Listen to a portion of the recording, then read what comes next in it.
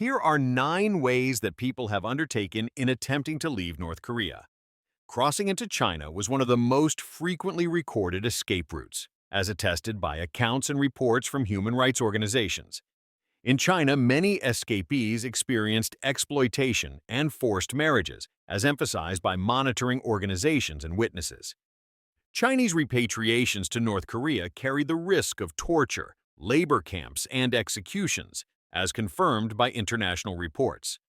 Sea crossings to South Korea occurred occasionally but were extremely dangerous and deadly, media outlets reported. Escapes across the border with Russia happened less frequently due to the expansiveness and harsh conditions, and also because of the smaller support infrastructure for refugees. Some people used official business trips or foreign delegations and then did not return, which occurred in case studies described by researchers. Trade and bribery functioned as elements enabling departures, but were associated with dependence on smugglers and a high risk of fraud. Remittance networks between immigrants and families at home were described as an important factor sustaining ties and the motivation to take risks. Women fled more often alone and fell victim to trafficking and coerced labor outside the country. In some cases, diplomacy and political asylum contributed to the safe departure of high-profile individuals or activists who were granted protection abroad. Non-governmental organizations and aid groups played a role in humanitarian support, although their activities were often hindered by local regulations and repression. Increasing surveillance and technical monitoring measures at borders and in cities limited the possibilities of hiding and prolonged periods spent in concealment. Smugglers offered routes through various Chinese provinces, but their operations entailed high costs and the risk of violence and abandonment of escapees. Sometimes people used legal migration channels of other Asian countries and then sought political asylum, although the procedures were lengthy and uncertain. Media accounts and former escapees' experiences revealed that bribes and corruption at borders increased the chances of passage but did not guarantee safety. Exhausting living conditions in border regions, including hunger and forced mobilization, were a frequent cause of desperate escape attempts. Relocation by families and transnational networks sometimes enabled hiding for a longer time before undertaking further stages of migration towards safer places. Many accounts indicate that some people returned to the country because of family ties, fear of the unknown, or threats to relatives left behind. People of higher social status or education sometimes used formal opportunities to travel abroad and on occasion did not return.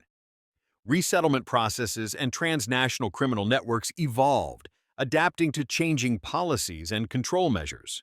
Global institutions repeatedly documented cases of forced repatriation and human rights violations against people who had left the country and were captured.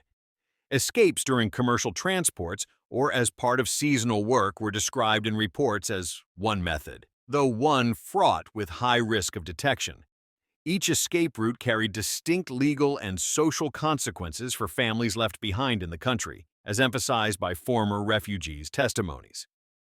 Medical and psychosocial assistance upon arrival in safety was crucial for reintegration, and its absence compounded the traumas associated with fleeing and exploitation. Illegal channels were often controlled by criminal networks. So many escapees fell victim to financial exploitation and physical violence. Witness accounts and documentation indicated increasing use of tracking technologies, making hiding in border provinces more difficult.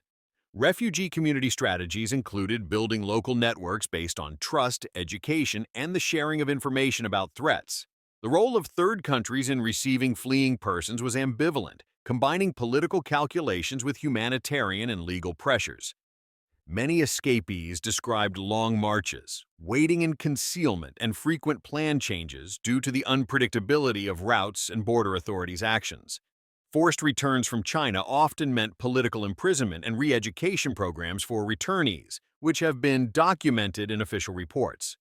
The international community called for increased protection for those fleeing and for UNHCR access to all seeking asylum, as highlighted by reports.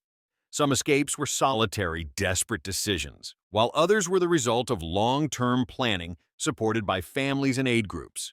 Documentation confirmed that some escapees were forced into compulsory labor or into conditions akin to slavery. The history of escape shows that there is no safe, universal way out, and each case was marked by a unique context and risks. Many of the described routes ceased to be effective due to tightening cooperation among neighboring states on migration control. The role of non-governmental organizations in publicizing cases and assisting victims was crucial, even though they sometimes operated covertly and risked reprisals. Repatriation of people caught by third countries was associated with serious rights violations, and calls for international accountability appeared in documents. Personal testimonies remain one of the most important sources of knowledge about escape mechanisms, revealing the human side of these dramas. Analyses show that political conditions and geopolitical pressures had a decisive influence on how and where people attempted to flee.